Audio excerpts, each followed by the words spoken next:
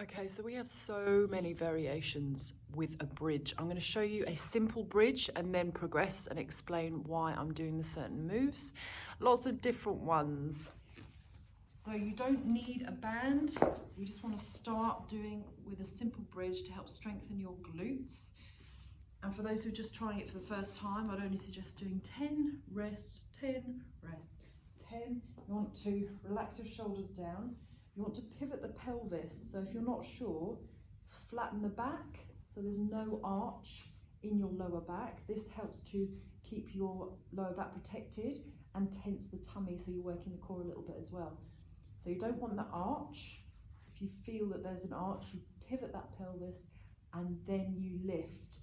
And we're not talking about height, so sometimes you see people really going up here, arching that lower back. So you are then working the lower back, not the glutes as much. So pivot the pelvis, lift and squeeze. You want to think about pushing the knees away when you're up rather than up here in the height. So you pivot that pelvis, reset if you need to each time, and then squeeze, tap down, squeeze, and you're going to keep going. Squeeze. So this is a simple bridge. Breathe in on the down. Out on the up, breathe in, breathe out. This may be enough for you. You can add a band as a progression.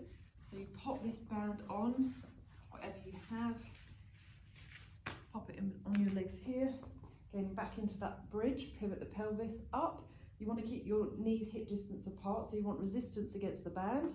So up, down. This will help strengthen the outer thighs. And you'll feel more of a burn. Here you can do a lift, widen the legs, bring together and then lower. Lift, widen and lower. Even more of a burn on that outer thigh. Lift, widen, lower. Keep the weight in your heels all the time. Reset with your back every time you need to. Widen.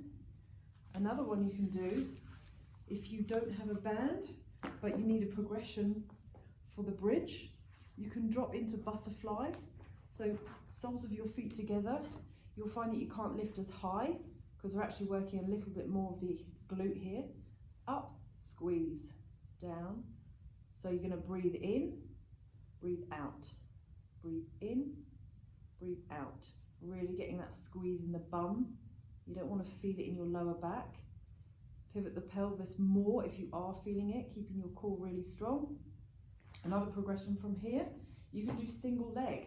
So standing on one leg, lift and lower, lift and lower. Always keeping the weight in your heels. Squeeze, down, up, down, and then you can alternate those legs. If this is too much, you can get into that bridge and you can do running bridge. So you're going to keep high. So you're going to keep into that bridge, but you're bending, alternating the legs. Try not to pivot the hips too much. You want to keep that core strong and keep running. You have your arms out to the side. If you have a bench or something, you can put your feet up here and then push off into a bridge. So both feet up and then you squeeze up into a bridge, or put your feet up against a wall. That's another progression. So there's a few options for you to do bridge, great for glute activation, or you can add, if you have weights, you can put a weight on your hips to add some more intensity.